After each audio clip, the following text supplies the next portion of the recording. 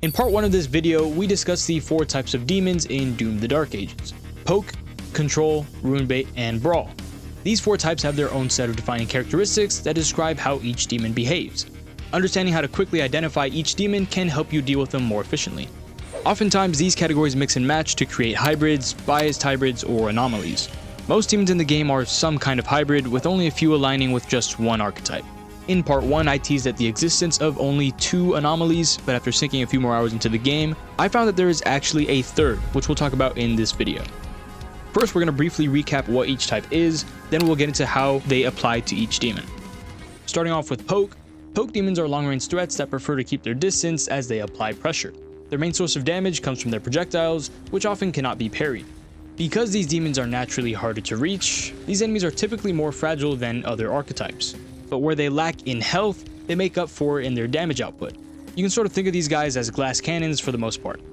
Brawl demons, on the other hand, are the complete opposite. Brawlers tend to actively pursue the player using mostly or exclusively melee strikes. Because of their hyper-aggressive behavior, these demons usually have more health and are very mobile. Up next, we have Rune Bait. These are demons that emphasize the use of easily parryable projectiles, basically serving as fodder to activate your rune. But what exactly makes a projectile Rune Bait worthy? Well, if it's big, slow, and is fired frequently, that projectile is peak Rune Bait material. Intentionally creating distance between yourself and one of these demons will often result in them casting a parryable attack, hence the name Rune Bait. Finally, we have the Control demons. The goal of a Control demon is to dominate the tempo of a fight, typically by limiting your positioning or forcing you to certain engagement distances. They aren't very mobile and prefer to lock down certain portions of the arena while they force you to play around them. To compensate for their lack of movement, Control demons are usually the tankiest of the 4 types. No matter what arena you're in, these demons are going to be your biggest threat and often your number 1 priority. With those definitions out of the way, let's get into the demon-specific classifications. Starting things off with the Nightmare Imp Stalker, these guys are an interesting blend of Poke and Brawl. When taking a look at their abilities, it's clear that their lunge attack is their most powerful weapon.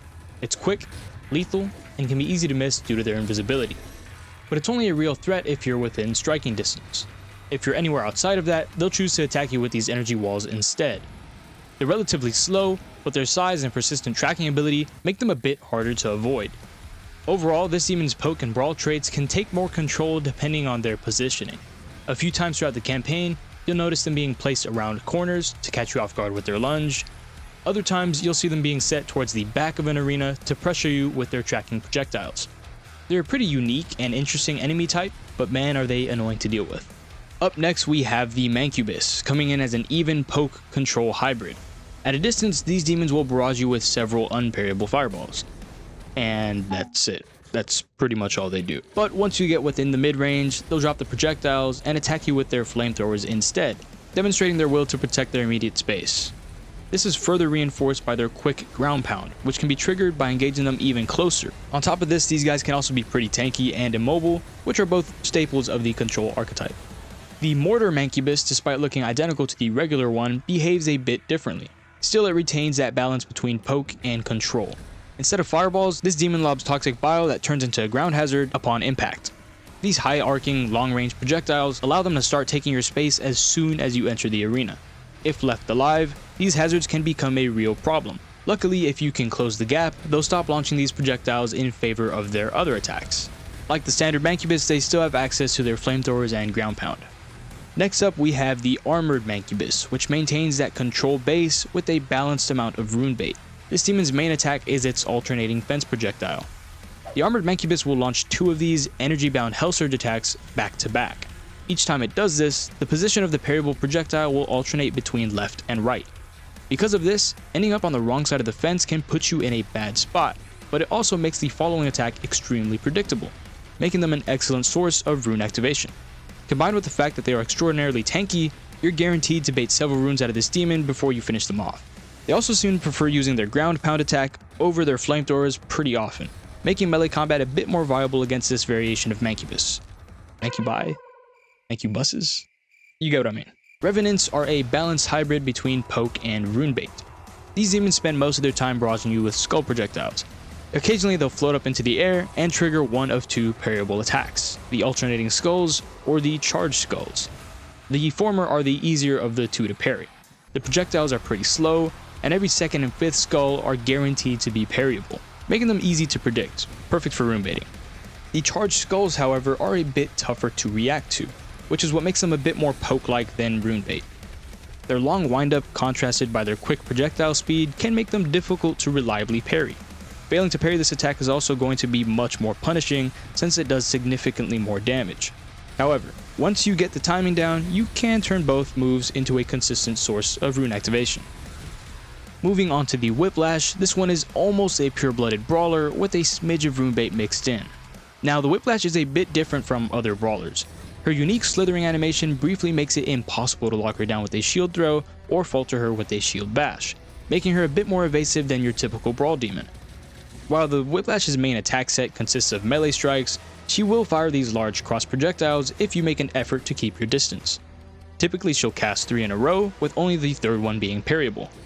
That being said, the Whiplash's first choice is often to slither her way into melee range. Sometimes her crosses are the first thing she does, sometimes she never does them, sometimes she goes for them and never finishes the sequence, resulting in no parryables. It's not the most consistent Rune Bait option, which is why she's mostly biased towards Brawl, but it's there. Up next, the Cacodemon Hybrid is going to be a bias hybrid between Control and Poke. This demon's go-to move are these large zoning walls that act as barriers. Without proper cover, they can be very difficult to avoid. And this attack makes up 99% of what the Cacodemon does. They'll float in one general area, cast these massive obstacles, and have a deadly bite ready for you if you get too close. Fundamentally, they do a great job of fulfilling that control role within the arena. But if we take a look at their poke traits, we can see that they possess an extremely quick and lethal spear projectile. The sheer speed of this attack makes it one of the hardest projectiles to parry. I haven't done any thorough testing on it, but from experience, it's likely the fastest demon projectile in the entire game.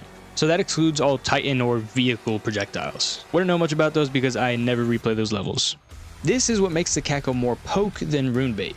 It's not an easy projectile to catch, and they're also not demons you want to keep alive just so you can trigger your rune.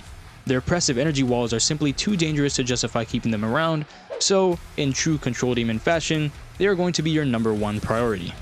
Now let's talk about the Komodo. While being mostly a brawler, this guy shares a few characteristics with poke demons. His unique change of pace, aggression, and variety of melee strikes makes him one of the strongest representations of a brawler. However, his tendencies to spam unparryable fireballs is very reminiscent of the poke archetype. The Komodo will only begin to fire these projectiles when you aren't within his immediate reach, and will continue to fire them as he chases you down. Now, the most interesting aspect of the Komodo's behavior is his willingness to create that separation on his own. You'll often see him leap back or sprint to an off angle so he can get his fireballs going and then chase back after you. It's this characteristic that makes him such a slippery and unpredictable demon to fight, despite his massive size. Up next, the Acolyte is going to be our first anomaly, coming in as a combination of Control, Poke, and a little Rune Bait. The Acolyte's most common and oppressive attack would be their magic ground hazards. They constantly spam this around the arena and severely limit your space.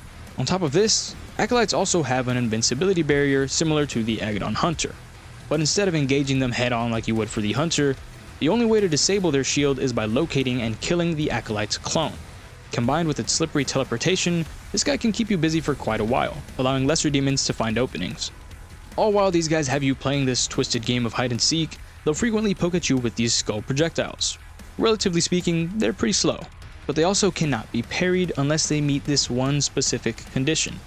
If an Acolyte's shield is active, they will never cast a parryable skull. Now, since the clone doesn't have a shield, they always have a chance to cast a green projectile, or blue or purple or whatever you've set parryable attacks to, red if you're crazy. But the shielded Acolyte will always fire normal skulls until you kill the clone, disabling their shield. As you can see, this demon is one of the most complicated and layered enemies in the game, which is why they naturally fit that anomaly archetype. Finally, we have the Cyberdemon, an anomaly that mixes Brawl with Control and Poke. With most of your time fighting them spent in melee range, Cyberdemons are brawlers at heart, but they do share prominent characteristics with the Poke and especially Control archetypes. With their long-range rocket skulls and oppressive machine gun fire, maintaining line of sight with these guys from a distance is definitely a bad idea, but breaking that line of sight isn't much better. When a Cyberdemon cannot see you, they'll summon giant spikes beneath your feet, giving you only a second to react before taking big damage. This is where his control traits really start to shine through. Instead of hunting the Slayer down like most brawlers, this demon forces you to engage them, making close quarter combat your only valid option. It might feel intimidating, but the melee range is where you want to be. Now that you can actually parry his sword swings, you can finally create openings to fight back. In my opinion, the Cyberdemon is one of the most entertaining and interesting demons to fight. Their mix of control and poke elements funnel you into this aggressive style of play that always feels rewarding to engage with. And that wraps up today's video. If you enjoyed the video, make sure to leave a like and subscribe to the channel for more content like this. Let me know what you think about these classifications. Do you think I missed the mark on one of them? Are there maybe more anomalies in the game that I'm not really seeing? Either or, I'll catch you guys in the next one. Rip and tear.